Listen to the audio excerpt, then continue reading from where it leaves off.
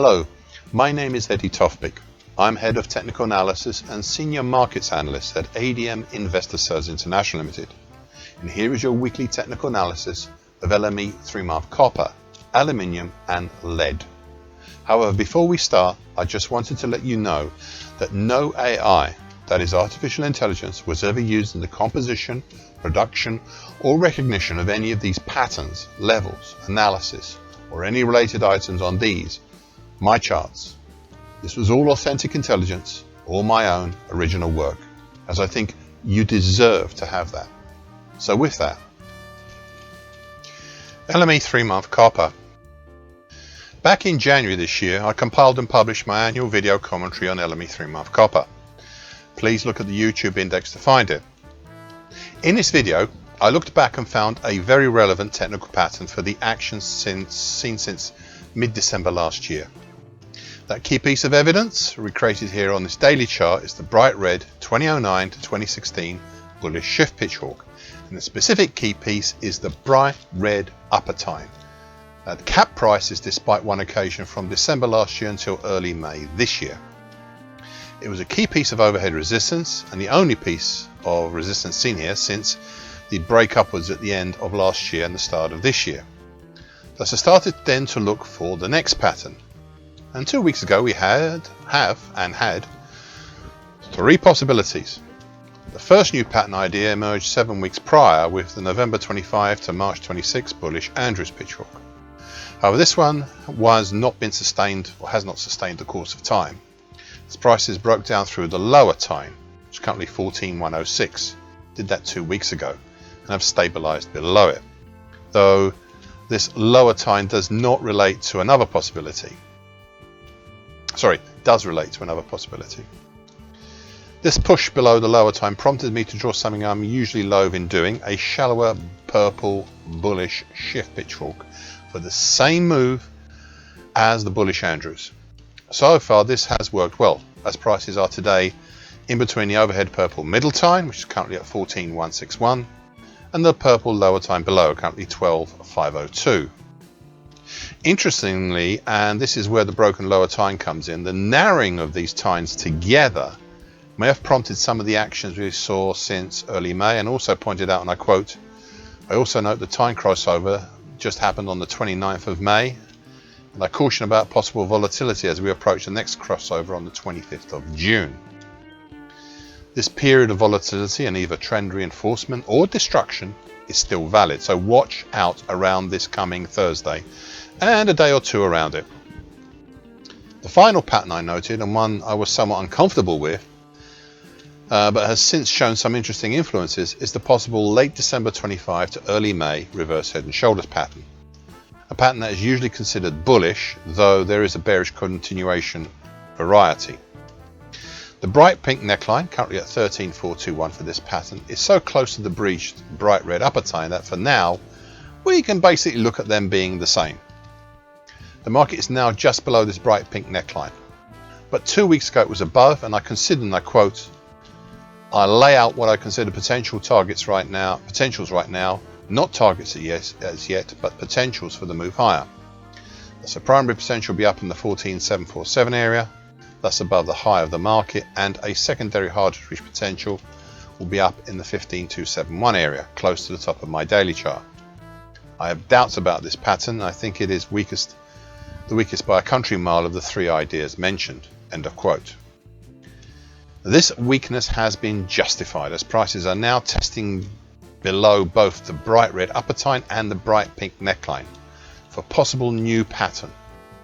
Either an early May to date descending triangle, which is currently 13,421 to 13,891, utilizing the bright pink neckline as the base of the triangle, or a longer term end of January to date possible descending triangle, utilizing the same base but with a higher downtrend, currently 14,073. I am not keen on the latter pattern, but I could see the former happening. Thus, in the time between my commentaries, it might be worth looking at further potentials, not targets, but potentials on the downside this time, of a primary potential down in the 13,033 zone and a secondary hard reach potential down in the 12,645 zone. It'll be interesting to see if this develops, and before you ask, I have considered the possibility of the May today action being either both a head and shoulders top and a triple top, and for now have discarded these ideas. LME 3-month aluminium. The market here originally moved up from what was a bright green April/May 2025 bull channel that morphed over time into an April/May to date very large bright green rising expanding wedge pattern. It's currently 31.57 to 37.13. However, after January this year, and especially after March, the bright green upper trend line became more of an attractor, and this tied in nicely with the more recent pattern development of a bright red start of February to late March bullish shift pitchfork. Specifically the bright red upper tine, currently at 38.33, and the bright red middle tine, currently 36.06, which acted as an ersatz bull channel, and quite a good one as well, until 2 weeks ago, when prices dropped down through it, hesitating between the green short medium moving average, currently 35.56, and the important purple middle tine, currently 34.71, of the big old November 2015 to April 20 bullish Andrews pitchfork, and I'll speak on this one shortly. But 2 weeks ago it formed a bearish half hesitation stroke bear flag, dropping down to the bright red lower tine, currently at 33.78, and the mauve medium moving average, currently at 34.09, forming another bearish half hesitation stroke bear flag last week, which we have seen the second leg lower today.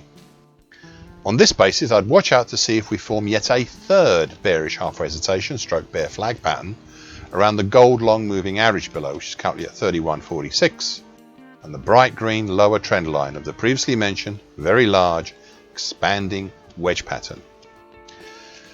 I'm afraid, unlike what I said 2 weeks ago, this seems to have been the end of attempts higher, as the highest from the double top formed in March at 35.46 did not manage to hold up the market. Indeed, this whole 2026 to date structure, possibly even earlier, reminds me of an inverted descending scallop pattern. A thought and pattern I might explore if this move lower continues below the gold long moving average. Finally, it would be remiss of me to not mention once again the purple middle tine, now above, currently at 34.70, of the very large November 2015 to April 2020 bullish Andrews pitchfork. This pattern is still in operation, as the upper tine is right now still off the top of my daily chart, and the purple lower tine, currently 26.48, is down towards the lower end of my daily chart. LME 3-month lead. In the recent past, the pattern I was most concerned about was the dark blue neckline, currently at 1962, of the small January based head and shoulders top. However, the market punched up over this neckline and instead gave us a new pattern, a bright pink April to mid-June bull channel, currently 2002 to 2080. This pattern had as nearby support what eventually turned out to be of dubious nature, the flatlining gold long moving average, currently at 1986. Whilst above, the congestion at 2021 and between 2036 and 2039, the latter contributed to the pipe top seen mid-May, along with resistance from the bright pink upper bull channel line that capped prices, such that 2 weeks ago prices broke down through the bright pink lower bull channel line. The targets for such a move lower were a primary target down in the 1942 zone, which I have reached today, and a secondary harder to reach target X down in the 1906 zone.